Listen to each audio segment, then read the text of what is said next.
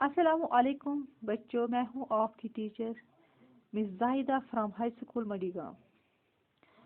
बच्चों, आज हम एक नया चैप्टर पढ़ने जा रहे हैं हिस्ट्री का, जिसका नाम है क्लोथिंग ए सोशल हिस्ट्री। स्टूडेंट्स, क्या आप जानते हैं कि अगर हमें अपनी सोसाइटी को अच्छे से समझना है, हमें अपने क्लोथ्स से जुड़ी जुड़ी हिस्ट्री को जानना बहुत ही ज़रूरी है। हमारे क्लोथ्स में अपने सोसाइटी के रूल्स और नॉर्म्स के मुतालिक बताते हैं। इसीलिए जब भी एक सोसाइटी में बदलाव आता है, तब इस सोसाइटी के रूल्स और नॉर्म्स में भी बदलाव आता है और साथ ही हमारे क्लोथ्स भी बदलते हैं। इसी रीज़न के कारण हमारे लिए हिस्ट्री ऑफ क्लोथिंग के बारे में जानना बहुत ही ज़रूरी है। तो आइए देखते हैं हिस्ट्री के इस चैप्टर से हमें देखने को क्या मिलता है। आइए स्टूडेंट्स, आज का हमारा टॉपिक शुरू होता है यहाँ से, subsidy laws and social hierarchy. सबसे पहले जानते हैं सब्सिडी लॉज का क्या मतलब है। ये लॉज पर्सनल ह्यूमन बिहेवियर को कंट्रोल करने के लिए बनाए जाते हैं। उसका मेन ऑब्जेक्टिव होता है पर्सनल एक्सपेंडिचर्स को रेगुलेट करना। आइए कुछ एग्जाम्पल्स की मदद से जानते हैं कि एक ह्यूमन को किस टाइप का फूड कंज्यूम करना चाहिए और किस टाइप का नहीं। एक ह्यूमन को किस टाइप के क्लोथ्स पहनने चाहिए और किस टाइप के नहीं। इन सभी डिसीजंस को कंट्रोल करना ही सब्सिडी लॉ का मेन ऑब्जेक्टिव होता है।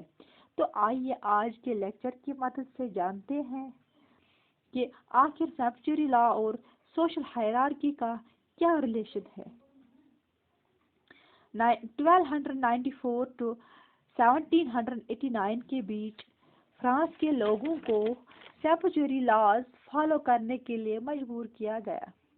उस समय ये लॉज उन्हीं लोगों के लिए बनाए गए जिन्हें सोशल इन्फीरियर्स की कैटेगरी में प्लेस किया गया, यानी कि वो लोग जिन्हें फ्रेंच सोसाइटी में लो रैंक में कंसिडर किया जाता।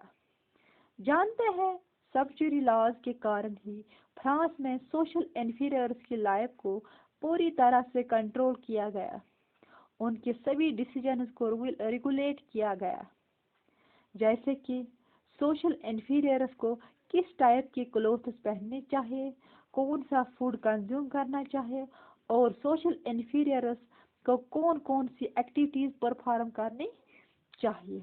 इन सभी डिसीजंस के साथ साथ सब्सिडी लॉज ने यह भी रेगुलेट किया कि आखिर सोशल रैंक और इनकम के मुताबिक एक ह्यूमन को एक साल में कितने क्लोथ्स खरीदने चाहिए और टाइप किस क्लोथिंग मटेरियल टाइप को यूज़ करना चाहिए, जैसा कि वेलवेट, सिल्क, ब्रोकेड। सिर्फ एरिस्टोक्रेट्स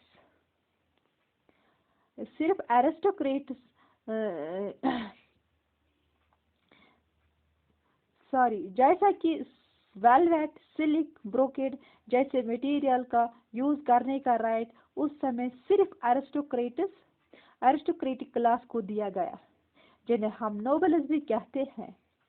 लेकिन जब फ्रांस से मोनार्की सिस्टम पूरी तरह से खत्म हो गया, तो मोनार्की सिस्टम के साथ साथ सब्सिडी लॉज भी हटा दिए गए।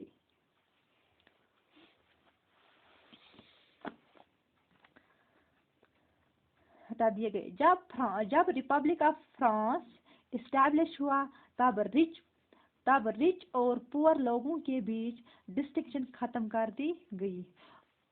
आइए एक एग्जाम्पल की मदद से जानते हैं। आप सबको याद होगा, जब हमने फ्रेंच रेवोल्यूशन के चैप्टर को डिस्कस किया, तब हम एक बहुत ही political club famous political club के बारे में बात की थी, जिसका नाम था जैकोबिन क्लब। इस क्लब में मैनली पुअर लोग आते थे जो रेड कैप और लॉन्ग स्ट्रिप ट्राउजर्स पहनना पसंद करते थे। रेड कैप लिबर्टी का सिंबल था और long strip trousers Jacobin club के लोगों को फैशनेबल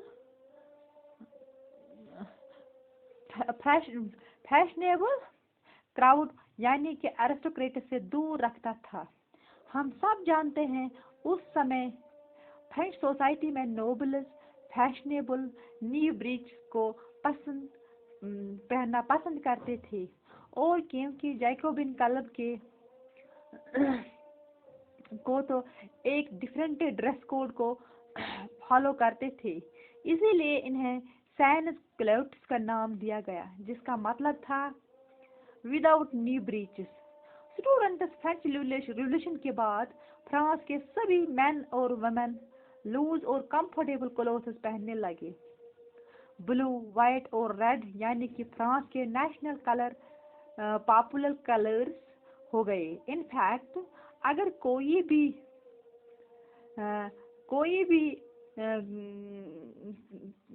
भी इन कलर्स के क्लोथ्स पहनता तो वो एक पैट्रियाटिक कहलाता। जानते हैं स्टूडेंट्स, उस समय फ्रांस के ज्यादातर लोग लिखना और पढ़ना नहीं जानते थे, इसीलिए ड्रेसेस की मदद से कुछ पॉलिटिकल सिंबल्स को रिप्रेजेंट किया गया, जैसा कि रेड कैप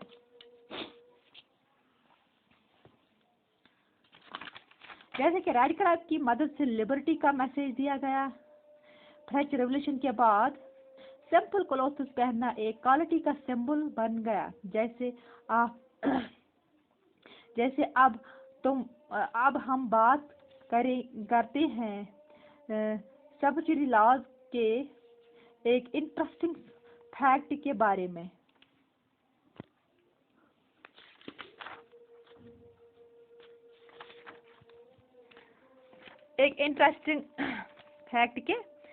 में। सभी सब्सिडी लॉज सोशल हायरार्की के बारे में बात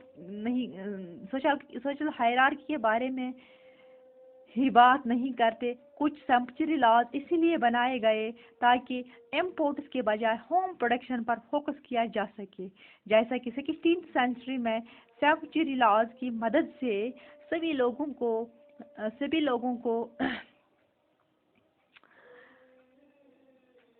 वूलन कैप पहनने के लिए मजबूर किया गया।